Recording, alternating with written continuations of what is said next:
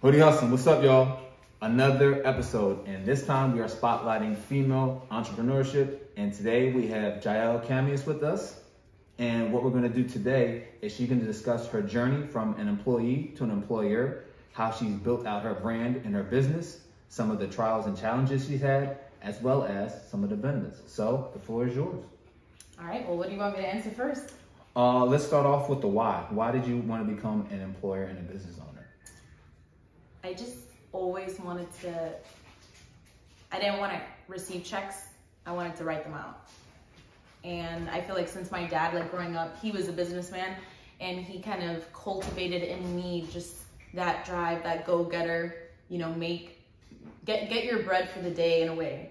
So I knew that I had the talent and I had the will to do it. And I'm the type of person that doesn't give up. And when you have that, you go for it. So I wanted to, be my own boss in a way. Okay, so you see, it started with the family. It's a mindset that was cultivated early on, and it came to fruition with the hard work. So next, what were some of the challenges that you went through? I know it's different for men and women when they get into business. I know it's a lot harder for women, and especially minority women. So if you could speak to that for us too. Yeah, I'd say one of the challenges was coming to terms with the fact that you're not going to get a stable income every single week or every 2 weeks. Now really it's on you to make money, and you have to show up for yourself. Nobody's gonna show up for you. I would say that was a big challenge. Funding yourself, you gotta spend money to make money a lot of times, and realizing that I was putting in a lot and not getting a lot back, and seeing that I had to continuously show up for myself and clap for myself and be my biggest fan, because I couldn't rely on family or friends to do that for me or support me. Not saying that they haven't, but I feel like 9 times out of 10, the biggest downfall that people have is they feel that every single one of your friends is gonna support you. Every family member is gonna support you, and that's not the case. And that's okay. Maybe they can't financially support you. Maybe they'll support you with word of mouth, or they'll repost your work. And that's the most they can do, and that, alone is enough. But it really is all on you. You are on call and working 24/7. You're no longer, in a way, you make your own schedule, but your schedule becomes that you work all the time because you're always on business mode. Yeah. So it's not as glamorous as it seems to be to start. It's a lot of work, a lot of grinding, and that family portion. I didn't realize that you'll get a lot of kind of fake applause from people. Yep.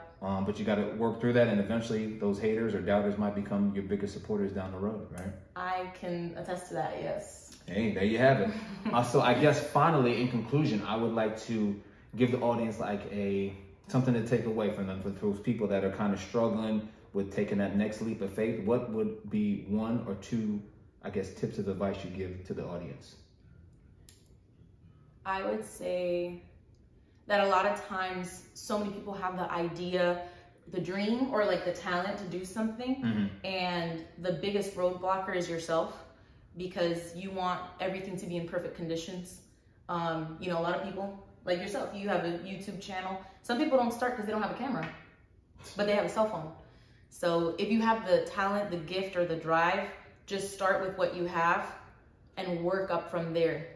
And don't compare yourself, because there's always going to be someone out there that's better, has more followers, has a bigger impact, but that doesn't take away from your impact and what you could bring to the table. So just work with what's on your table, and until you can move forward and make it an empire, I guess. So just start with what you have and don't compare.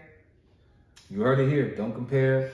Work your own plan and follow your own journey. All right. So that's it, y'all. That's the wrap up for this episode. But more importantly, she's going to give you her channels and whatnot. Give us the info. You can follow me on Instagram at Jacamla or Slayed by J.